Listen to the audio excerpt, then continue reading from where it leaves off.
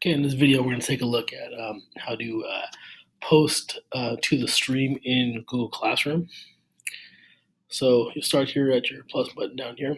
Again, you don't have to click on there, just hover your mouse over and it gives you these four different choices. You can create an announcement, you can create an assignment, which is just like an announcement, except now students have a way to actually submit work. You can put a question for discussion, or I like this one as reuse a post. So if there's been some kind of question, assignment, or announcement in the past that you've put in the stream and you would like to use it again, kind of recycle it, you don't have to redo it or make a new one. You can go to reuse post, and even if you attach documents, you want them to do it over, it'll give them a new copy of their document. It's pretty cool. So we'll start off here with the probably one that you'll probably end up using, probably most often, will be the assignment. So when you put the assignment here, give it a title.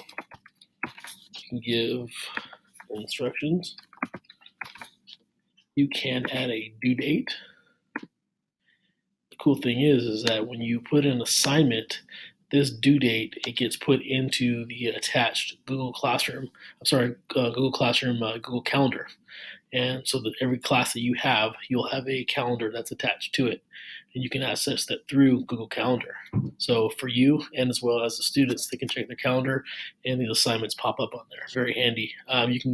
This is a relatively new option here. You can create a topic, maybe like a theme. So it depends on maybe a unit that you're working on. You can add that.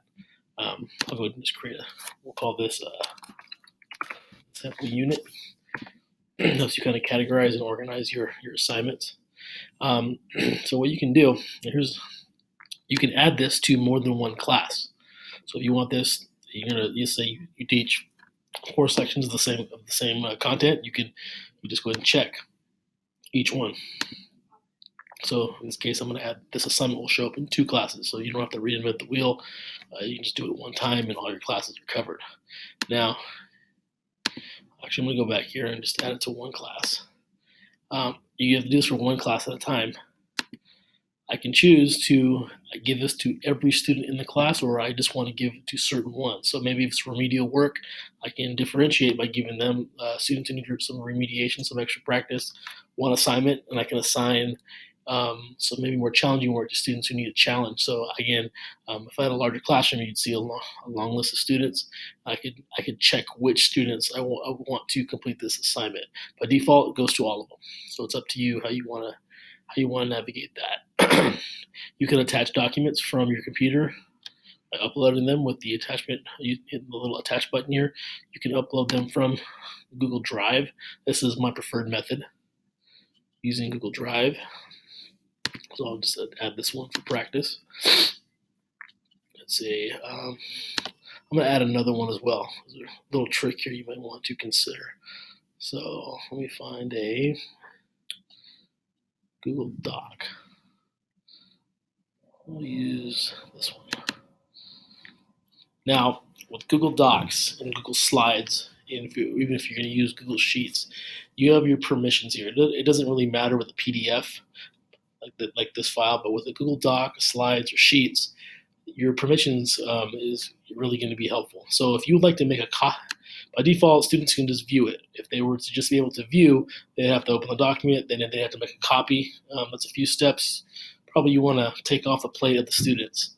You need to be careful with this one here. Students can edit file.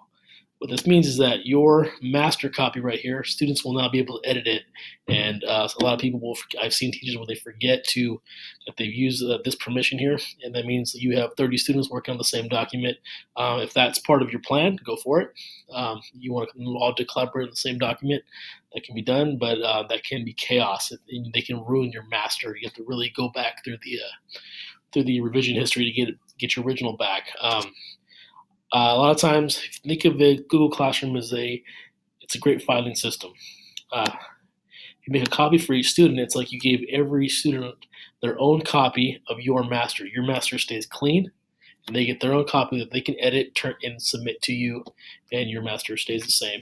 It can be reused over and over. So My advice usually is to make a copy for your student unless you want them all to collaborate on the same document. Then you can put edit file, or you can just put you want them to look at it. So you have different ones here that you need to be very cognizant of.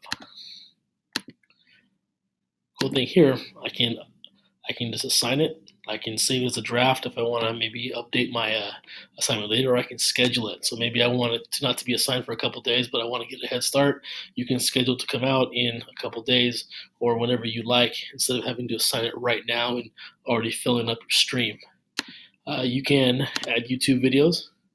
And again, you can put multiple documents, links, and videos on here. If you know the YouTube URL, you can paste the URL of the video here. That would look something like this. So if I wanted to use this, we'll pull a video off of here. I would just copy this video, copy that URL, paste it in here.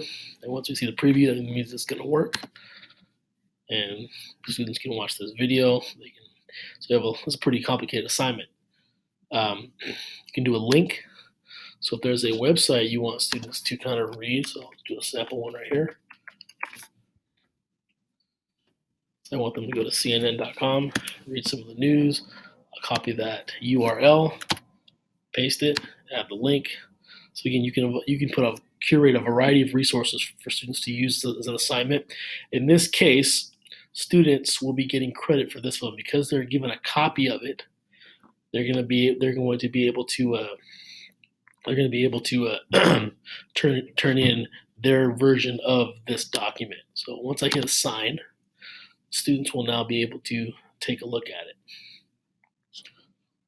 Oops. This one right here I didn't have permission for, so I'm going to go ahead and just X this out. But again, so it's a good teachable moment here. This document here is actually was shared with me. You have to make a copy of it before you can attach it and assign it in Google Classroom. So just a quick little tip there. So